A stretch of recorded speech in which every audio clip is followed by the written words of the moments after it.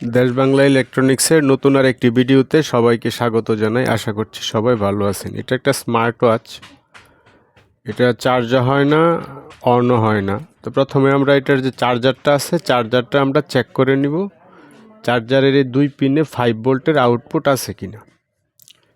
হ্যাঁ, এখানে 5 ভোল্টের আউটপুট আছে, তার মানে আমাদের যে চার্জারের যে পোর্টটা আছে বা চার্জারের যে রাউন্ড যে ডিভাইসটা আছে এটা ঠিক আছে। সমস্যা আসলে ওয়াচে, এসব ওয়াচে যা হয় এটা আসলে ওই অনেক সময় এগুলো দীর্ঘদিন হাতে দেওয়ার কারণে চার্জিং সিস্টেমের পিছন দিয়ে 2টা পিন থাকে, তো পিন 2টার এখানে আসলে মরিচা পড়ে, চার্জিংয়ের সমস্যা হয়, এরপরের এগুলো অন হয় না। তো এটার ব্যাটারি টোটালি 0 আছে, তার মানে এটাতে কোনো চার্জ নাই।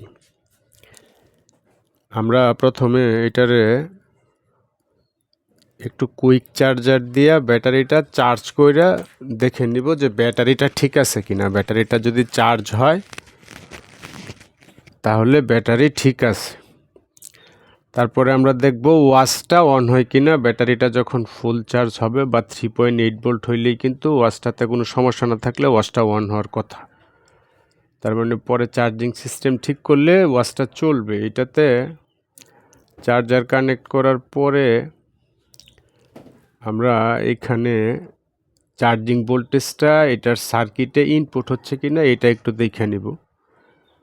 এইখানে 5 ভোল্ট ইনপুট হচ্ছে, তার মানে চার্জিং সিস্টেম এখন এটা ঠিক আছে। এটা নিচের আসলে যে পিন দুইটা যে জায়গায় গিয়ে কানেক্ট হয় ঘড়ির নিচের দিকে, এটা আমি একটু পরিষ্কার করে দিছিলাম। এখন এটাতে ব্যাটারিতে আমি চার্জ দেওয়ার পরে কিন্তু 3.8 ভোল্ট প্রেজেন্ট আছে, তার মানে এটা এখন অন হওয়ার কথা বা পাওয়ার আসার কথা যদি ঘড়িতে মাদারবোর্ডে কোনো ধরনের কোনো সমস্যা না থাকে। না, এটা অন হচ্ছে না। আমরা একটু চার্জারটা লাগায়া চার্জারটার উপরে বসায়া তারপরে আমরা একটু ট্রাই করব, দেখব যেটা অন হয় কিনা।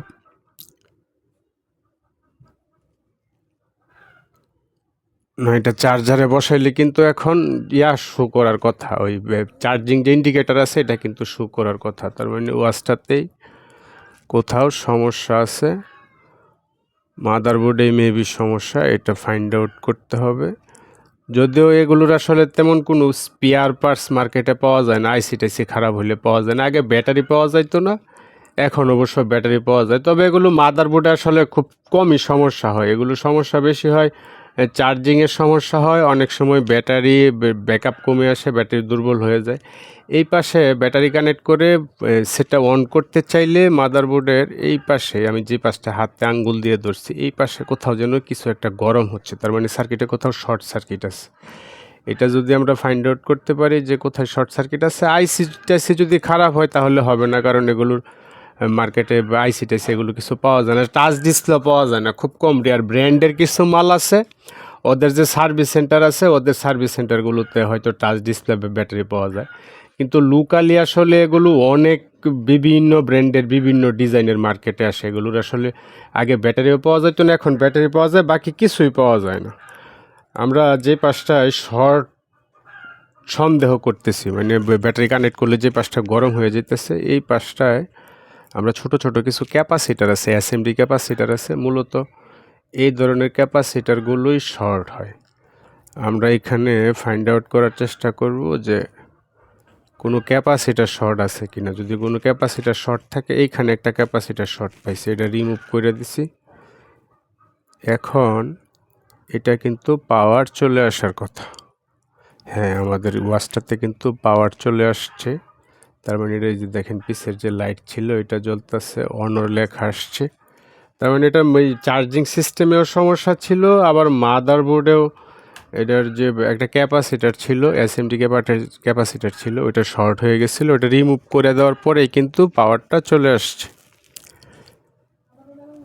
তো এই ছিল আজকের ভিডিও। ধন্যবাদ সবাইকে। আপনারা যদি এই ধরনের ইউনিক গ্যাজেট রিপেয়ারের ভিডিও নিয়মিত দেখতে চান, আমাদের চ্যানেলটা সাবস্ক্রাইব করবেন, ভিডিওটাতে একটা লাইক দিবেন, কমেন্ট করবেন। ভালো থাকবেন সবাই। আসসালামু আলাইকুম।